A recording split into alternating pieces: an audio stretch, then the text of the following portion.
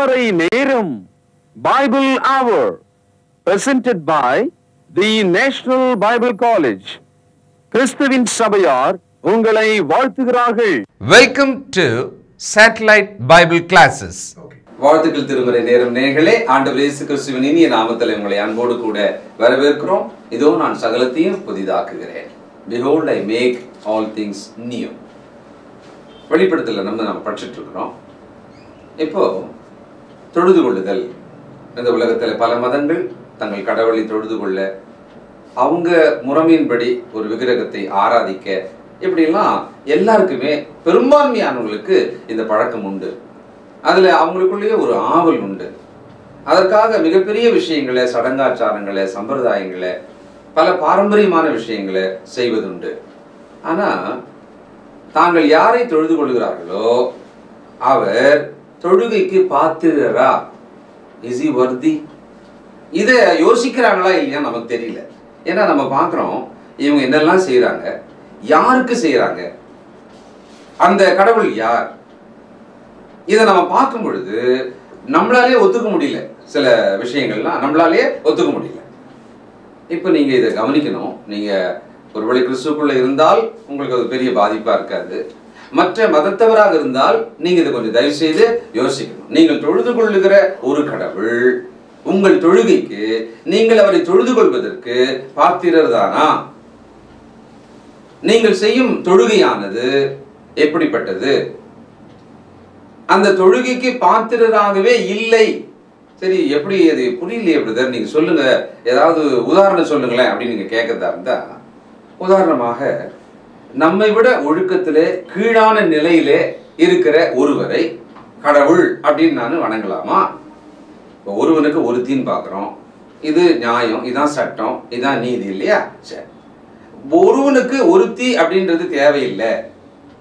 இரண்டு பேர், பலர் கூட இருக்கலாம் அப்படின்னு சொல்ற ஒருத்தரை, அப்படி செய்கிற ஒருத்தரை நாம கடவுள் அப்படின்னு வணங்கலாமா? இப்ப உங்களுக்கு புரியும்னு நினைக்கிறேன். அப்போ மனிதர்களுக்குள்ளேயே நாம் மதிக்கணும்னா இப்படியெல்லாம் நீதி இருக்கணும், இப்படி நியாயமா இருக்கணும் அப்படின்னு நம்ம நினைக்கும் போது நாம் வணங்கக்கூடிய கடவுள் அப்படின்னு சொன்னா அவர் தொழுகைக்கு பாத்திரராக இருப்பாரா? நாம் யோசிக்கணும். தயவு செய்து சிந்திங்க. இன்னும் தொடர்ந்து வசனங்களை கேளுங்க. இன்னும் அநேக விஷயங்களை, இன்னும் அடுத்து வருகிற பல செய்திகளை நாம கேட்க தான் போறோம். தேவனுடைய வசனம் உங்களை சந்திக்கட்டும், உங்களுக்குள்ள ஒரு பெரிய மாற்றத்தை உண்டாகட்டும். கர்த்தருடைய வசனத்துக்கு கீழ்ப்படியும்படியான இருதயத்தை நீங்கள் பெற்றுக்கொள்ளுங்கள். சரி, போலாங்களா? இந்த நாளில் நம்முடைய செய்தியால் தேசிய வேதாகம கல்லூரியினுடைய கல்வித்துறை தலைவர் டாக்டர் பீட்டர் சாலமன் ஐயா அவர்கள். வணக்கம் திருமறை நேர நேயர்களே. எல்லையில்லாத மகிழ்ச்சி, சொல்லக்கூடாத ஆனந்தம், பேரின்பம், நாம் தேவனுடைய பிள்ளைகளாக இருக்கிறோம் என்ற நம்பிக்கை பூமியிலே நாம் வாழ்வதற்கான அடுத்த நாளை நமக்கு காண்பிக்கிறது. அன்பும் பாசமும் நிறைந்த சகோதரர்களே, நல்ல தாயே, நல்ல தகப்பனே, தேவ பக்தி நிறைந்த வாலிபனே, வாலிப பிள்ளையே, உன்னுடைய கண்கள் திறக்கப்பட வேண்டும். உன்னுடைய இருதயம் அகலமாக திறக்க வேண்டும். நீதியின் வாசலிலே தேவனுடைய வார்த்தையினாலே நீங்கள் நிறையப்பட வேண்டும்.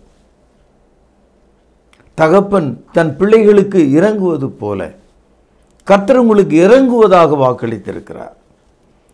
இந்த நாளில் எல்லாவற்றையும் புதிதாக்குகிறேன் என்று சொல்கிறவர் நம்முடைய தொழுகையையும் புதிதாக மாற்றுகிறார். பழைய ஏற்பாட்டு காலத்தில் ஒரு கூடாரத்தின் வழியாக, அந்த கூடாரம் 3 பகுதியாக இருந்தது. முதல் பகுதியிலே ஒரு பலிப்பீடம், இரண்டாம் பகுதியிலே குத்து விளக்கும் இஸ்ரவேலர்களை ஞாபகப்படுத்தக்கூடிய 12 அப்பம் வைத்த தட்டுகளும் இருந்தது. மூன்றாவது பகுதி மகா பரிசுத்த ஸ்தலம் என்று அழைக்கப்பட்டது. அங்கே பொன்னால் செய்யப்பட்ட ஒரு பெட்டி, அதற்குள்ளே நியாயப்பிரமாண பலகை, அதன் மீது கேராபீன்கள், சேராபீன்கள் இருந்தது. சகோதரர்களே, இந்த 3 அறைகளாக இருந்த இந்த பகுதியைத்தான் டேபர்நாக்கிள் என்று ஆங்கிலத்திலும் பரிசுத்த கூடாரம் என்று தமிழிலும் அழைக்கிறோம்.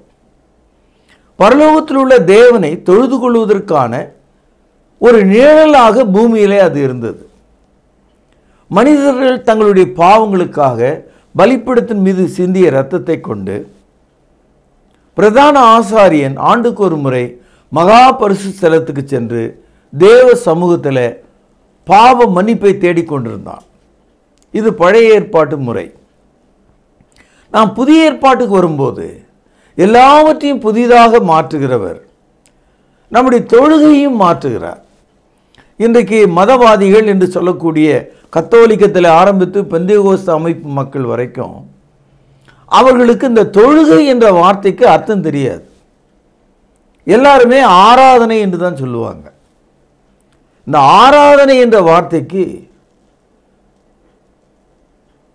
டயக்கோனியா என்ற கிரேக்க வார்த்தை. அப்படின்னா ஒரு ஒழுங்கு, ஒரு முறை என்று அர்த்தம். சகோதரர்களே, தொழுகை என்ற வார்த்தைக்கு பிராஸ்குனியா என்ற கிரேக்க வார்த்தை.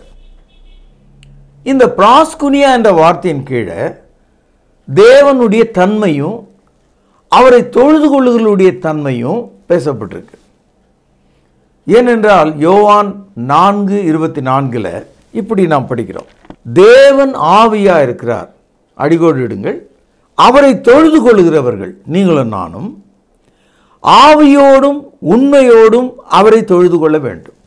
அதாவது உண்மை என்பது சத்தியம். இந்த வசனங்கள் உங்கள் இருதயத்திலே தேவன் அருளும் ஆவி. ஆக ஆவியும் தேவை, தேவனுடைய வார்த்தையும் தேவை. ஆவியோடும் உண்மையோடும் அவரை நாம் தொழுது கொள்ள வேண்டும். இப்படி செய்வது தேவனுக்கு பிரியமா இருக்குதான். யோவான் 4:23 படிக்கிறோம், உண்மையாய் தொழுது கொள்ளுகிறவர்கள். இதை படிக்கும் போதே உங்களுக்கு ஒரு வித்தியாசம் தெரியும். பொய்யாய் தொழுது கொள்ளுகிறவர்களும் இருக்காங்க. அதனால தான் அவங்கள மதவாதிகள் நான் சொல்கிறேன். உண்மையாய் தொழுது கொள்கிறவர்கள் பிதாவை ஆவியோடும் உண்மையோடும் தொழுது கொள்ளும் காலம் வரும், அது இப்பொழுதே வந்திருக்கிறது.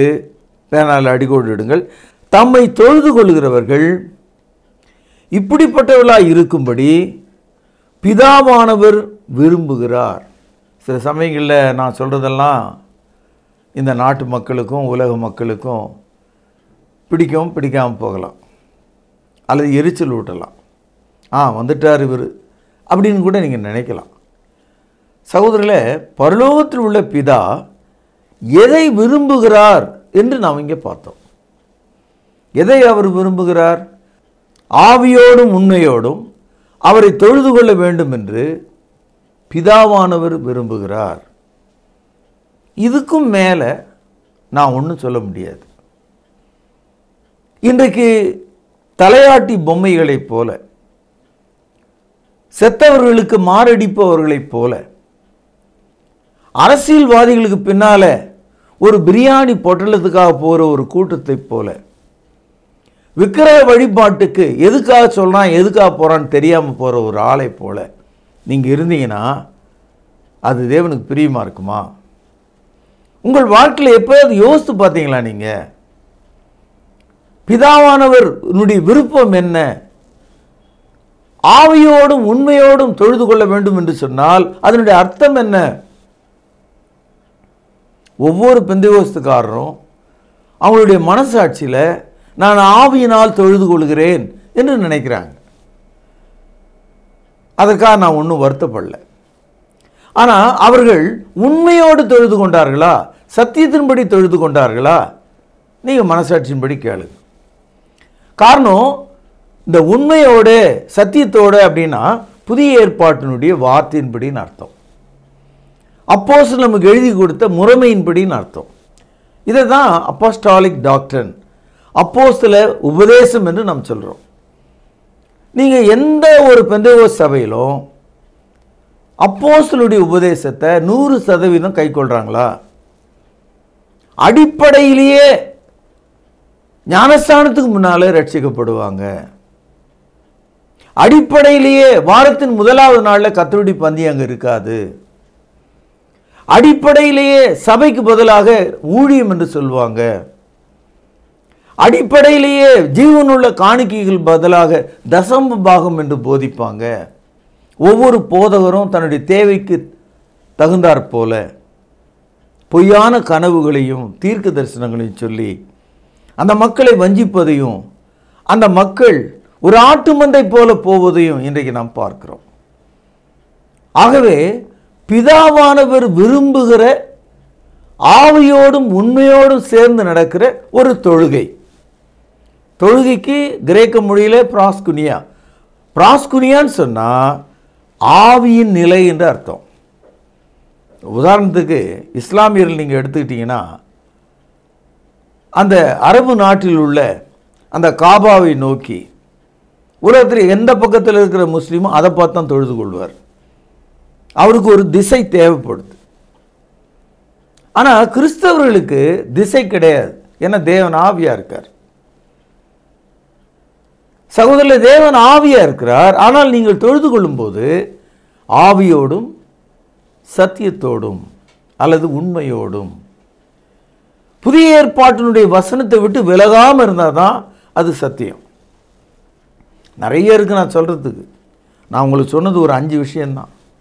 இன்னும் 95 விஷயங்கள் வித்தியாசமாக இருக்குது.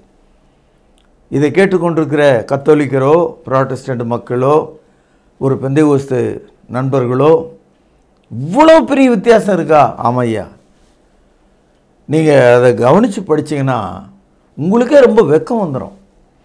இவ்வளோ ஏமாற்றப்பட்டிருக்கிறோமே, இவ்வளோ குருட்டாட்டமாக இருந்திருக்கிறோமே, இவ்வளோ நாள் விளங்காமல் போச்சே. உயிரை விடுகிற போல மக்கள் அங்கே இருக்கிறாங்க. ஆனால் அவங்க கர்த்தருக்கு கீழ்ப்படியலை. ஆனால் உயிரை விடுகிற அளவுக்கு கதறுவார்கள், பாடுவார்கள், குதிப்பார்கள், நினைத்து பார்ப்பார்கள். சகோதரர்களே, கர்த்தருடைய வார்த்தை எப்படி இருக்குன்னா இருபுறமும் கருக்குள்ள பட்டயம் போல் இருக்கு. ஆகவே தேவனுடைய வசனத்தை சரியாக நீங்கள் கையாளுன்னு சொன்னால் தேவனை தொழுது கொள்ள முடியாது. இப்பொழுது வெளிப்படுத்தல் 4ஆம் அதிகாரத்தில் 2ஆம் வசனம் பாருங்கள். உடனே ஆவிக்குள்ளானேன், அப்பொழுது இதோ வானத்திலே ஒரு சிங்காசனம் வைக்கப்பட்டிருந்தது. அந்த சிங்காசனத்தின் மேல் ஒருவர் வீற்றிருந்தார். வீற்றிருந்தவர் பார்வைக்கு வஜ்ரக்கல்லுக்கும் பதுமராகத்துக்கும் ஒப்பாக இருந்தார். அந்த சிங்காசனத்தை சுற்றி ஒரு வானவில் இருந்தது.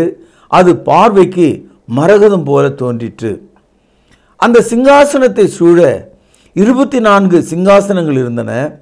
24 மூப்பர்கள் வெண்வஸ்திரம் தரித்து தங்கள் சிரசுகளில் பொன்முடி சூடி அந்த சிங்காசனத்து மேல் உட்கார்ந்திருக்க கண்டேன். அந்த சிங்காசனத்திலிருந்து மின்னல்களும் இடி முழக்கங்களும் சத்தங்களும் புறப்பட்டன. தேவனுடைய 7 ஆவிகளாகிய 7 அக்னி தீபங்கள் சிங்காசனத்தின் முன்பாக எரிந்து கொண்டிருந்தது. நாம் படிக்க படிக்க படிக்க பரலோகத்தினுடைய மகிமையை பூலோகத்துக்குரிய வார்த்தைகளில் மனிதர்கள் புரிந்து கொள்ளக்கூடிய உதாரணங்களில் இங்கே பேசப்பட்டிருக்கிறத நம்ம பார்க்கிறோம். இந்த 7 என்ற வார்த்தை பரிபூரணத்தை காண்பிக்கிறது. 24 என்ற அந்த சொல், அந்த எழுத்து, அந்த ஆர்கனைசேஷன், சபையினுடைய அமைப்பை அது காட்டுகிறது. குற்றமற்றதாக இருக்கிறது. ஒரு நாளைக்கு 24 மணி நேரம் ஒரு முழுமையான அடையாளத்தை அது காட்டுது. சகோதரர்களே, இப்பொழுது 8ஆவது வசனம் பாருங்கள்.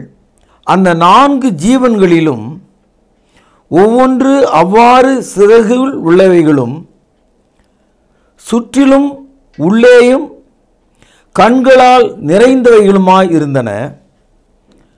அவைகள் இருந்தவரும் பாஸ்டன்ஸ், இருக்கிறவரும் பிரசன்டென்ஸ், வருகிறவருமாகிய ஃபியூச்சர் டென்ஸ்.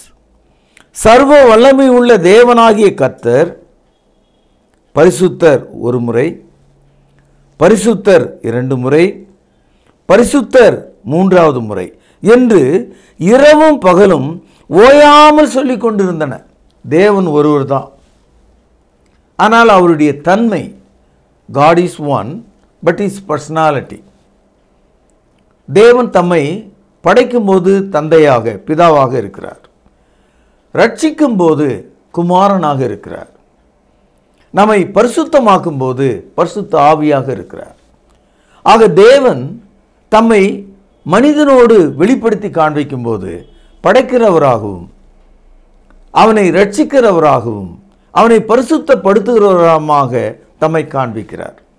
அதனால தான் கர்த்தர் பரிசுத்தர் ஒரு முறை, கர்த்தர் பரிசுத்தர் இரண்டாம் முறை, கர்த்தர் பரிசுத்தர் மூன்றாம் முறை. இந்த மூன்று சொற்களும் ஒரே வார்த்தை தான், ஒரே தேவனுக்காக அவருடைய மூன்று தன்மைகளை வெளிப்படுத்தும்படி. தேவன் ஒருவரே. சரி, எனக்கு புரியல அது. நீங்கள் கூட ஒருவர் தான், நான் கூட ஒரு ஆள் தான். ஆனால் நம்ம ஒரு ஆளாக இருந்தாலும் மூன்று பேராக இருக்கும். ஆவி, ஆத்மா, சரீரம். இந்த ஆவி, ஆத்மா, சரீரமாக இருந்தால் தான் நம்ம ஒரு நபராக இருக்க முடியும். Spirit, soul, body. we make one body. புரியுதா உங்களுக்கு? ஆகவே ஆவி, ஆத்மா, சரீரம் மூன்று பகுதியாக இருந்தாலும் ஒரே நபராக நாம் இருக்கிறோம். அதுபோல் தான் தேவனும் கூட பிதா, குமாரன், பரிசுத்த ஆவியாக மூன்று நிலைமையிலே போதிக்கப்பட்டாலும் ஒருவராகவே இருக்கிறார். 1ஆம் வசனம் பாருங்கள். மேலும் சிங்காசனத்தின் மேல் வீற்றிருந்து சதா காலங்களிலும் உயிரோடு இருக்கிறவருக்கு அந்த ஜீவன்கள் மகிமையும் கனத்தையும் ஸ்தோத்திரத்தையும் செலுத்தும் போது 24 மூப்பர்களும் சிங்காசனத்தின் மேல் வீற்றிருக்கும் முன்பாக வணக்கமாய் விழுந்து சதா காலங்களிலும் உயிரோடு இருக்கிறவரை தொழுது கொண்டு தங்கள் கிரீடங்களை சிங்காசனத்துக்கு முன்பாக வைத்து, கர்த்தாவே, தேவரீர் மகிமையும் கனத்தையும் வல்லமையும் பெற்றுக்கொள்வதற்கு பாத்திரராய் இருக்கிறீர் என்று நீரே சகலத்தையும் சிருஷ்டித்தீர். உம்முடைய சித்தத்தினாலே அவைகள் உண்டாயிருக்கிறவைகளும் சிருஷ்டிக்கப்பட்டவர்களுமாய் இருக்கிறது என்றார்கள். சகோதரர்களே, உங்கள் கையில் பேனா இருக்குமானால் 10வது வசனத்தில் 5வது வரியில் தொழுது கொண்டு அண்டர்லைன் பண்ணுங்க, ப்ராஸ்குனியா. 11வது வசனத்தில் 3வது வரியில் பாருங்க, தமிழில் பாத்திரராயிருக்கிறீர், கிரேக்க மொழியில் ஆக்சஸ். இது ரொம்ப முக்கியமான வார்த்தைகள் இவைகள். அதாவது ப்ராஸ்குனியான்னு சொன்னால் தேவனை ஆவிலே தொழுது கொள்ளுதல் என்ற அர்த்தம். பாத்திரர் என்று சொன்னால் ஆங்கிலத்தில் ஒர்தி. பாத்திரர்னா நமக்கு விளங்குது இல்லையா, தகுதியானவர் என்று அர்த்தம். அதாவது இப்போ நம்ம தேவனை தொழுது கொள்ளும்போது அதுக்கு அவர் தகுதியாக இருக்காரா?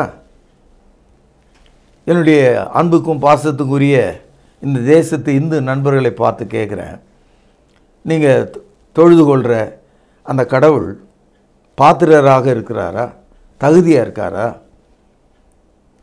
நீங்கள் பார்த்து அவரை தயார் பண்ணி, நீங்கள் பார்த்து அவருக்கு துணி போட்டு உணவு கொடுத்து விளக்கு போட்டு ஒரு மூலையில் வச்சு அடைக்கிறீங்களே, அவர் பாத்திரராக இருக்காரா? உங்களோட பெரியவராக இருக்கணும் கடவுள்.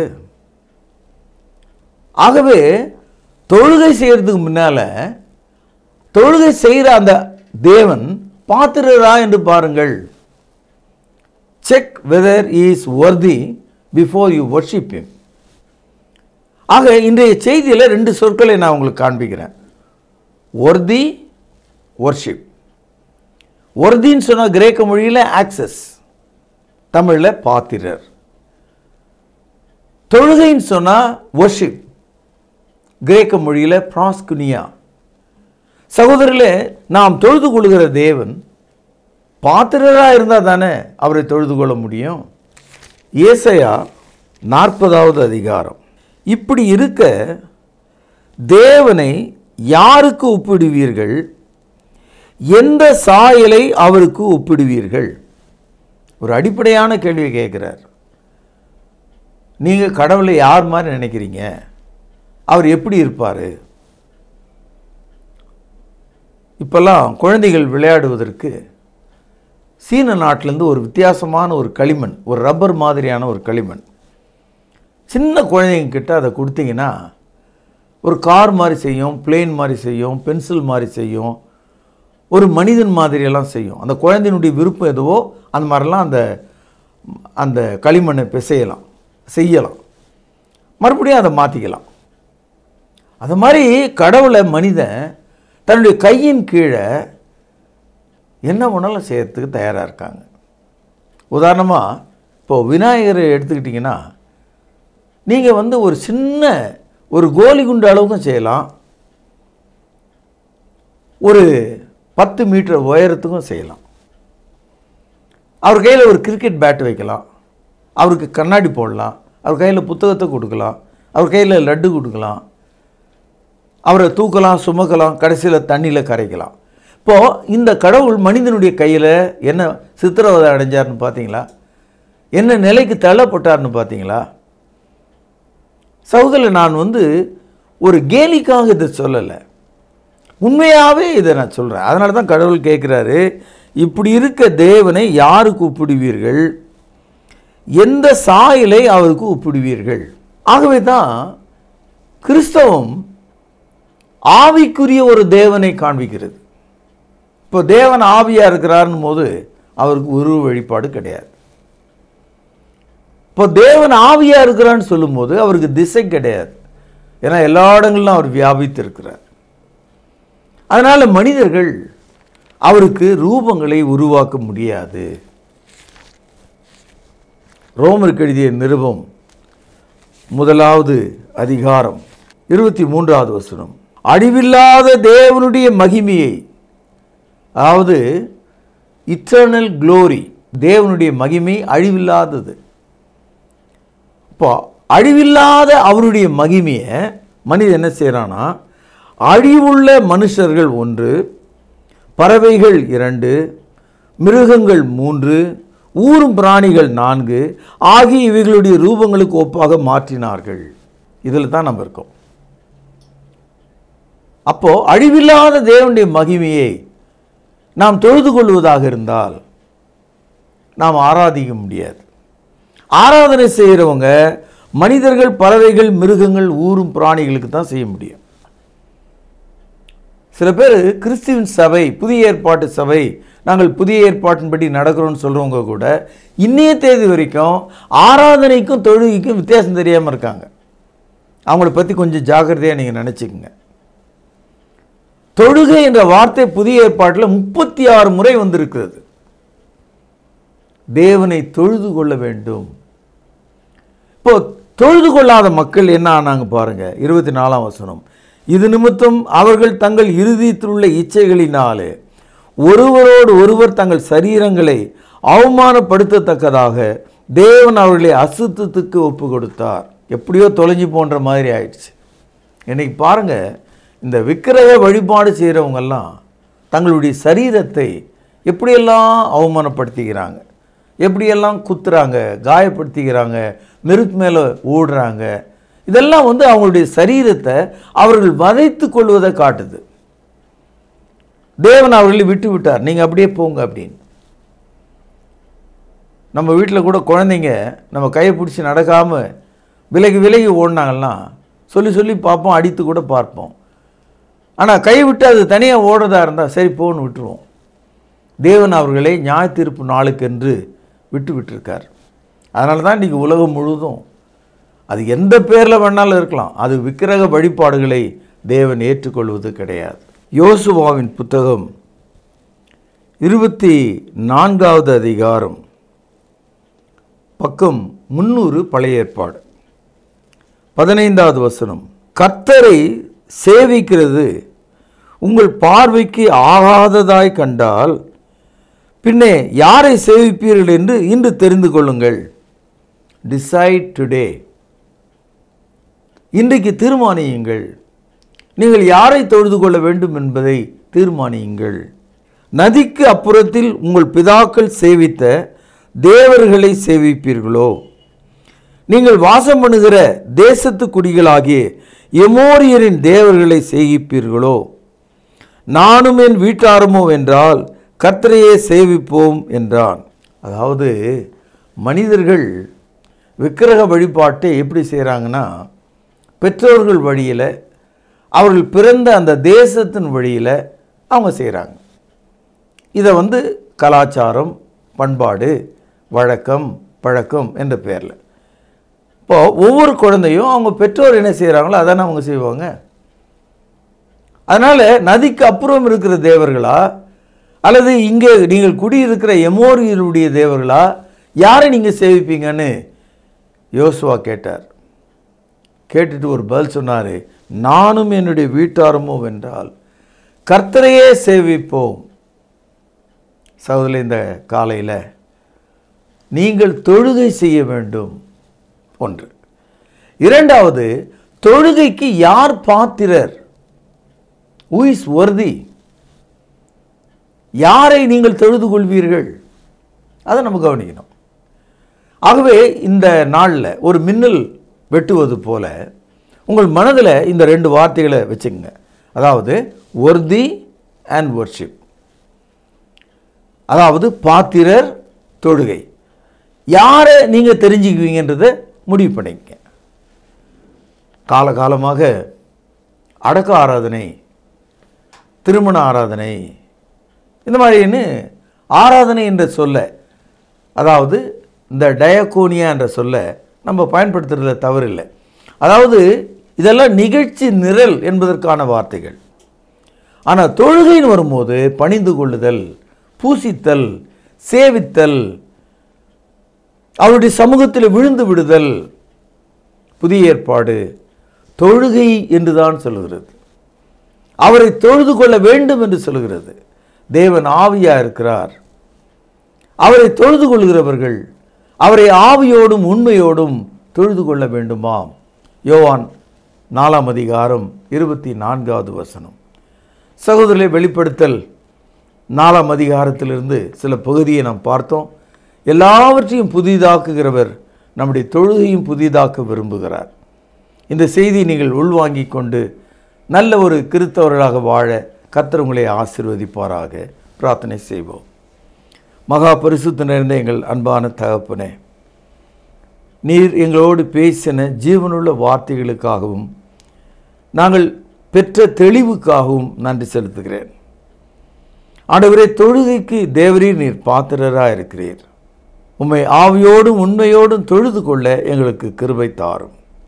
ஆண்டவர் இயேசுவின் நாமத்திலே ஜெபத்தை கேட்டவர்களும் ஜீவனுள்ள எங்கள் பிதாவே, ஆமென். கிறிஸ்துவின் கிருபையுள்ள நாமத்தில் திருமறை நேர நேயர்களுக்கு காலை வாழ்த்துக்கள். இந்த நேயர்களே, இந்த புதிய தொடர் இன்றைக்கு நிறைவடைய போகிறது. இதுவரைக்கும் இதை பார்த்து ஒவ்வொரு நாளும் எங்களுக்கு பதில்களை எழுதி அனுப்பினவர்களை நாங்கள் பாராட்டுகிறோம். தினந்தோறும் நிகழ்ச்சி முடிந்தவுடனே தொலைபேசியின் வழியாக, செல்போன்கள் வழியாக எங்களோடு பேசினவர்களை நாங்கள் பாராட்டுகிறோம். அநேகருக்கு ஒருவேளை தொடர்பு கிடைக்காமல் போயிருக்கலாம், அழைக்க வேண்டும் என்ற எண்ணம் இருந்திருக்கலாம், தவறி போயிருக்கலாம். பரவாயில்லை, நீங்கள் எழுதிய கடிதங்கள் கிடைத்தது, உங்களுடைய பதில்கள் கிடைத்தது, அவர்களுக்கு பரிசுகள் அனுப்பி வைக்கப்பட்டிருக்கிறது. பெற்றுக்கொண்டவுடன் தொடர்பு கொள்ளுங்கள்.